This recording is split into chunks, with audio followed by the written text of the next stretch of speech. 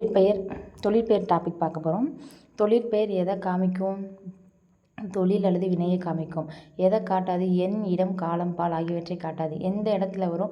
படர்க்கை இடத்துல மட்டும்தான் வரும். தன்மை முன்னிலை விலை வராது. இதில் விகுதி பெற்ற தொழிற்பெயர், முதல்நிலை தொழிற்பெயர், முதல்நிலை தெரிந்த தொழிற்பெயர் பார்க்க போகிறோம். விகுதி பெற்ற தொழிற்பெயர்னா என்னது? நடத்தல், உண்ணல், வாழ்வு, வாழ்க்கை. இதெல்லாம் பாருங்கள். நட, உண், வாழ் அந்த வினை பகுதிகள். இதெல்லாம் வினை பகுதிகள். அதோட என்னென்ன விகுதி சேர்ந்துருக்கு பாருங்கள். தல், அல், ஊ, கை விதிகளோடு சேர்ந்து தொழிற்பெயர்கள் அமைஞ்சன. அப்போ தள்ளல், அம், ஐ, கை, வை, கு, பூ, உ, தி, சி, வி, மை இந்த விகுதிகள்லாம் சேர்ந்து வரதா என்னது? தொழிற்பெயர் விகுதிகள். இந்த விகுதிகளை ஃபுல்லாக நீங்கள் மனப்பாடம் பண்ணிக்கணும்.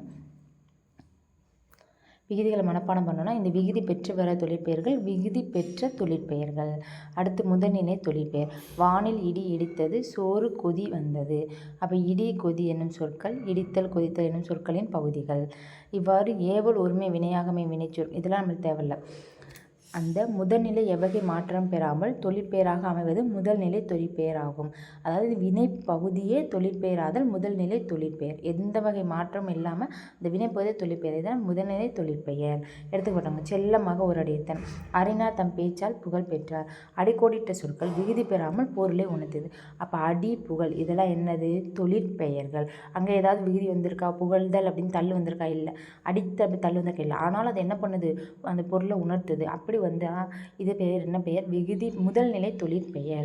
அடுத்து முதல்நிலை துளிந்த தொழிற்பெயர் பார்க்க போகிறோம். தமிழ் படிக்கும் பேறு பெற்றேன். உணவின் சூடு குறையவில்லை. பேரு, சூடு இந்த சொல்லலாம் கவனிக்கணும்.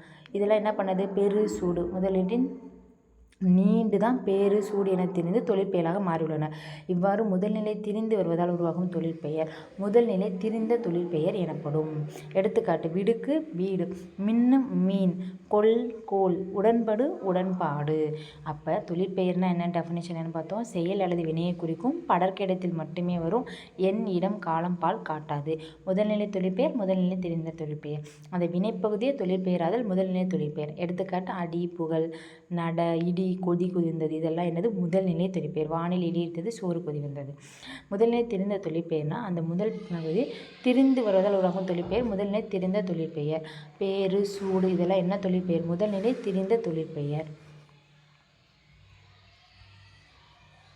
இதோட 7ஆம் வகுப்பு அந்த கலைச்சொற்கள் படுத்துக்கோங்க. இயல் 3ல் திருக்குறள் இருக்குது. திருக்குறள் எழுச்சியையும் பார்த்துக்கோங்க.